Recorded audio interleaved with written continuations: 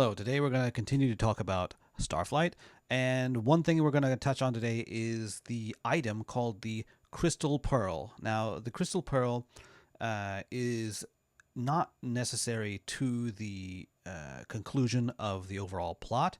You do not have to have the Crystal Pearl device. However, if you do have it, it can save you from some sticky situations, and it is one of the coolest devices that I've seen in a game period. So in Starflight, the Crystal Pearl basically acts as a Deus Ex Machina. I'm going to check the pronunciation on that. Let's see here. Deus Ex Machina. There it is. So it functions as a failsafe to get you out of an extremely sticky situation, and that situation usually being impending death from combat.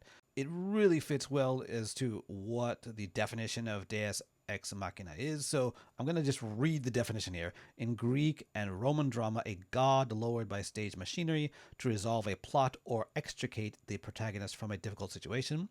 Number two, definition two, an unexpected, artificial, or improbable character device or event introduced suddenly in a work of fiction or drama to resolve a situation or untangle a plot. Definition three, a person or event that provides a sudden and unexpected solution to a difficulty. Yeah, that's what a Crystal Pearl does. Now, I'm going to explain a little bit what it does and how it works and what you need to do to make sure that it saves you when you need it the most. The first thing that has to happen for the Crystal Pearl to save you from impending death in a combat situation is you must have it in your inventory. If you do not have the Crystal Pearl in your cargo, then it cannot save you. 2, your ship must have taken heavy or critical damage. The Crystal Pearl will not function or do anything unless your ship is extremely damaged. 3, you must attempt to maneuver the ship in order to tell the Crystal Pearl that you want to escape, and it must realize that you want to escape when you are trying to maneuver, and then it will warp you to safety. Now, safety is a relative term. It means it will warp you far away across the star map. It doesn't necessarily mean it's going to put you in safe space, or in the space of friends, or in the space of someplace close to home. It's basically just going to randomly warp you somewhere else on the map, and you're going to hope that you're in a better situation than you were before. If you are about to die, then probably not being in an alien encounter is going to be an improvement. So that's basically how it works. Now, the fun part is you don't know where you're going to end up. And if you have a bad or untrained navigator, you won't know for a while. It'll take a while to figure it out. And also, because of the fact that it has to be heavy or critical damage, you may be damaged so badly that you are unable to move after you are warped. For example, if your engines are completely destroyed, well, then all you can do is send a distress call for help. The distress call for help is always an option. However, the distress call from help takes you immediately back to Starport, and it costs you a lot of money because you are charged by Interstel, the company that runs Starport, for the towing charges, because they immediately come to where your ship is. They put everybody in stasis, and they tow everybody back. They can't just bring you a new engine, unfortunately. That would be nice. Now, when you are trying to trigger the Crystal Pearl to warp you away to safety, you must take damage. Sometimes you have just a little bit of damage everywhere, and one more hit directly to the hull could kill you, but that's not enough to activate the Crystal Pearl. So what you have to do is you have to try to take one more big plasma bolt to your shields, and then or the body of your ship, and you just hope that you have like 1% of your hull left before you can warp away. That's the fun part. It's actually the fun and the tricky part. If you manage to take enough damage to trigger the Crystal Pearl, but not enough damage to have your hull destroyed, then you've had a good day. Because if your hull is destroyed, the game is over.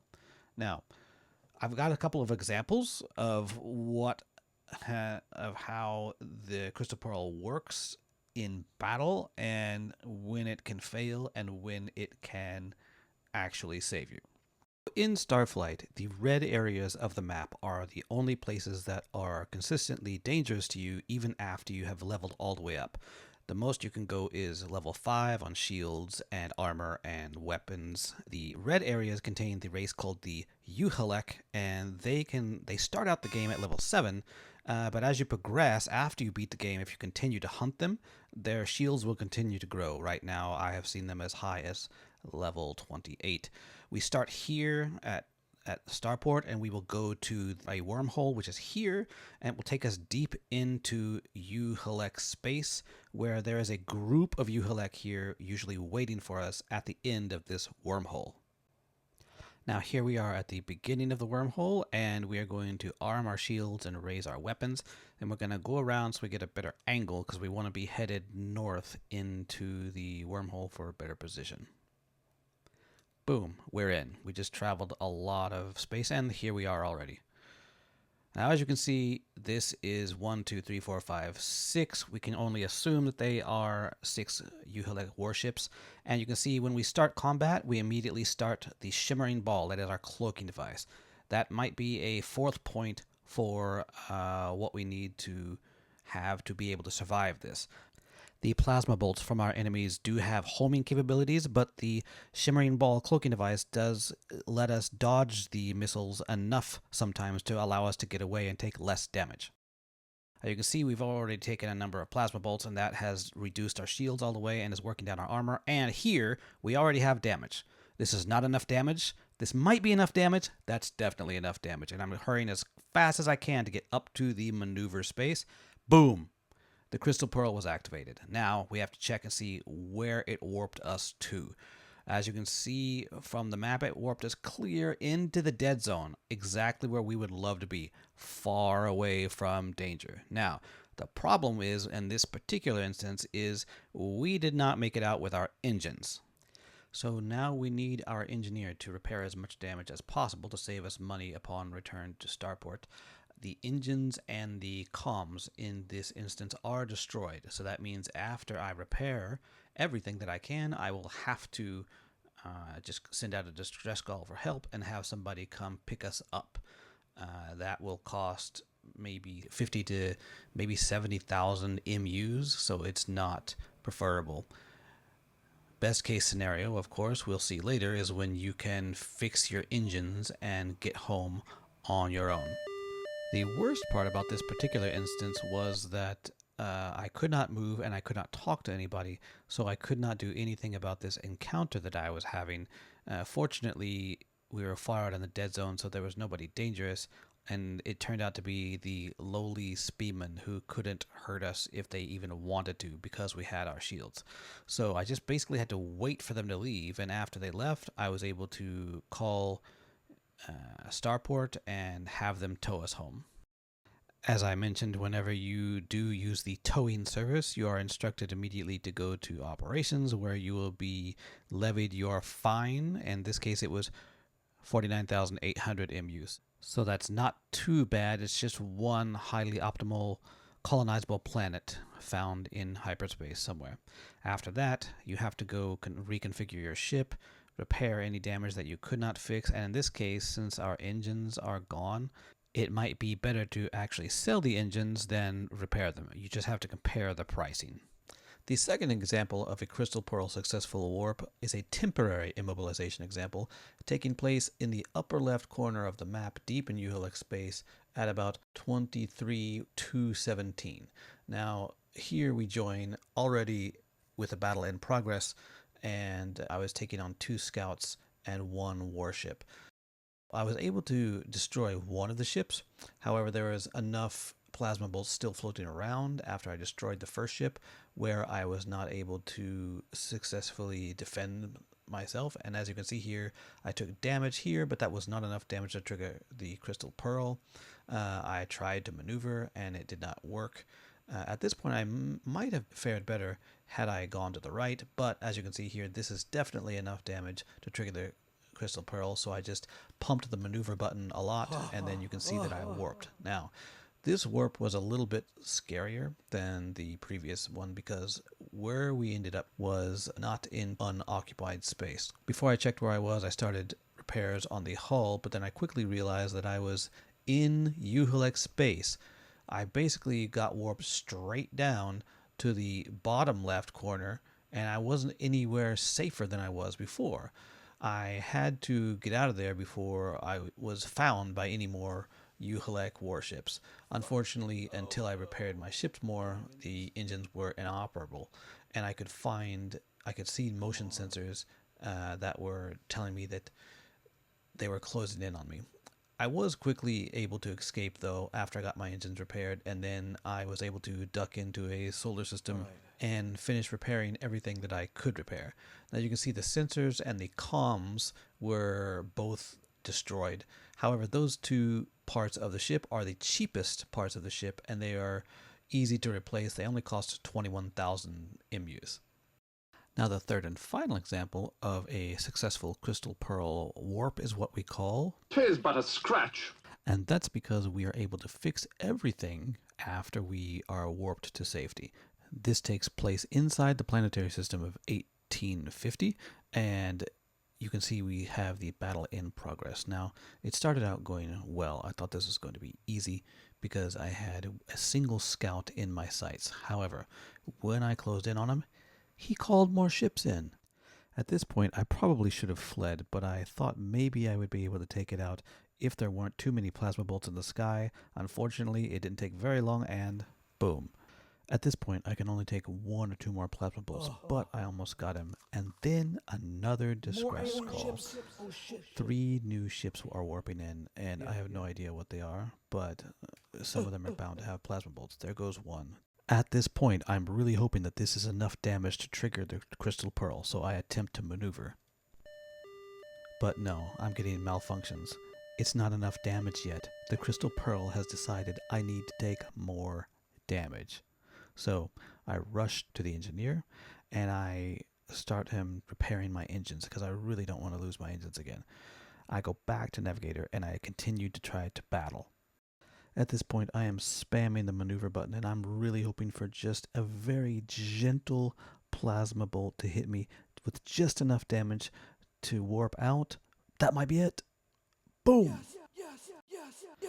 I got extremely lucky with that, and we were also lucky with our placement because it warped us exactly to where we would love to be. We went clear to the other side of the map in an area where nobody lives. We're not going to have any company at all, so we're fine to hang out in this little nebula, and we're fine to go ahead and repair all of our damage, because after all, the amount of damage we got, Just a flesh wound. again, the only thing that we cannot repair is our armor, which we will have to repair once we get back to Starport. Now, what happens when things do not go so well? What happens when you get hit with a plasma bolt that is not where you want to be hit?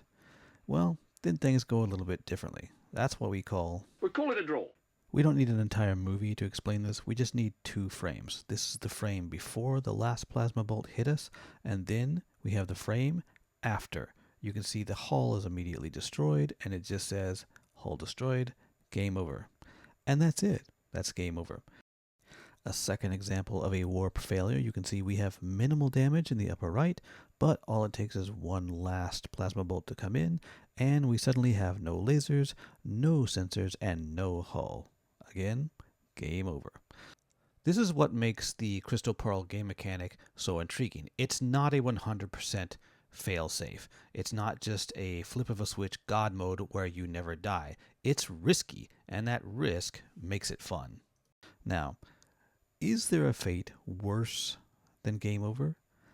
Kind of there is. This is a bonus battle that ended in a way that I did not even realize was possible. It's an actual draw because I managed to kill all of the warriors in my screen. However, I was unable to move and I could not send a distress call for help because for some reason the dead ships were still able to jam my distress call frequency.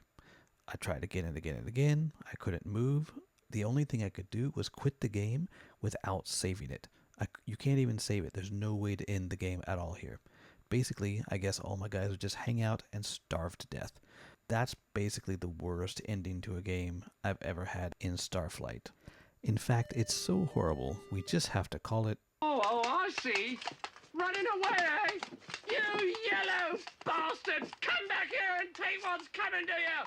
I'll bite your legs off! So that's it. So that's how the Crystal Pearl works. I hope that you enjoyed this really cool game mechanic from the 1986 game called Starflight.